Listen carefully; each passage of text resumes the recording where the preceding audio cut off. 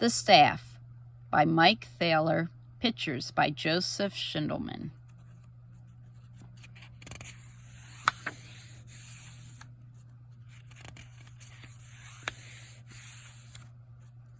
The Staff. Once upon a time, there was an old gypsy who had two sons, Ima and Tuma. Now one day, when they were crossing a great forest, he stopped and leaned against a large rock.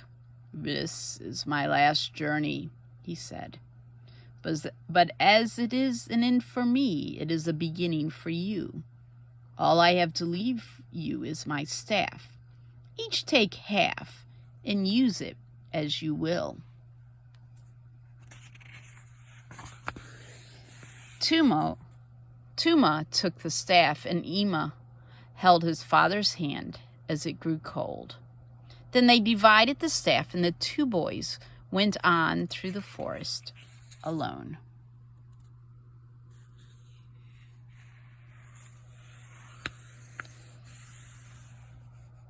When it grew dark, they stopped and built a fire.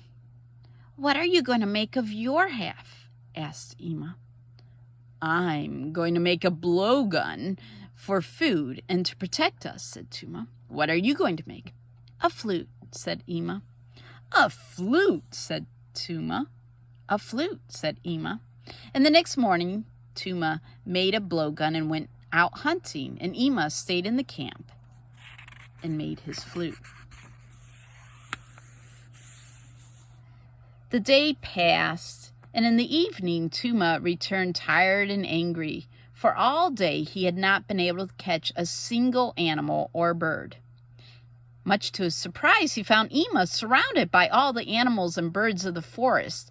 The wild hens laid eggs for them, the squirrels and chipmunks brought nuts and berries, and when they had eaten, the two boys went to sleep, and the animals and birds returned to their nests and burrows in the forest. In the middle of the night, the boys were awakened by thunderous crashing. "Don't be afraid, I'll protect you," said Tuma, grabbing his blowgun. With a final crash and a fall of branches, a giant stood before them. "What are you doing in my forest?" he shouted so loudly that all the leaves fell off the trees and covered the two boys. Ima poked his head out of the leaves. "Oh, we've come to play music for you," he said, holding up his flute, and he began to play the happiest song he knew.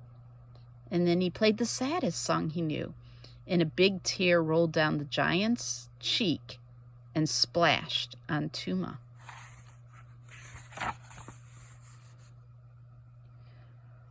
"Now, what can I do for you?" asked the giant, drying his eyes. "Oh, we are trying to reach the edge of the forest," said Ima. The giant put the two boys on his shoulders and carried them over the trees and out of the forest. "This is as far as I dare go," said the giant when they had reached the edge, "for there is a king and his army of which I am very afraid. They will surely shoot arrows at me, and that is why I stay in the forest." Ima and Tuma waved goodbye as the giant went back in the forest, and then they started down the road that stretched in front of them. And they traveled all morning till about noontime, when suddenly the road began to shake. A golden carriage with a beautiful princess passed by, almost running them over. "She is beautiful," said Tuma. "Let's go that way," said Ima, pointing down the road. By evening, they came to a great castle surrounded by a moat. "How do we get in?" said Tuma. But Ima had already started to play his flute, and the music floated over the moat, in through the castle window, and into the princess's ear. She ordered the drawbridge lowered, and soon the boys were being led into the castle. They were brought before the king, where Ima played, and immediately was appointed the court musician. As for Tuma, he made a request to join the army and learn to be a great warrior.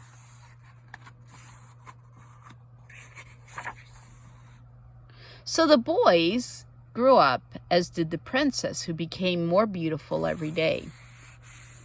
Then one day, the king, who spent all his time worrying about the giant, read a proclamation. Whoever shall bring me the head of the forest giant shall marry the princess. Tuma, who was now brave warrior, vowed that he would be the one. Ima said he would like to try in his own way, as he loved the princess dearly.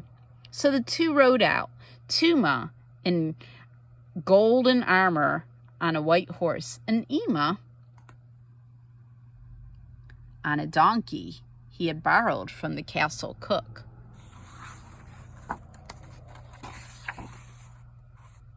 They were gone for 2 days and 2 nights, and everyone waited and wondered. And on the 3rd day, the castle around the earth around the castle shook. "It's the giant!" shouted the king. "He must have killed Ima!" cried the princess. "And now he'll kill us!" cried the king, hiding behind the throne. Then suddenly, the princess saw Ima riding on the giant's shoulder. "Don't be afraid," he shouted. "I know the king only wanted the giant's head, but I thought he would enjoy much more the whole giant." Now everyone could see there was nothing to fear, and a cheer went up for Ima and the giant. Not long after, Ima and the princess were married. The king and the giant became good friends and played chess together every day. And when Tuma returned to the castle, he decided it was time to learn the flute. The end.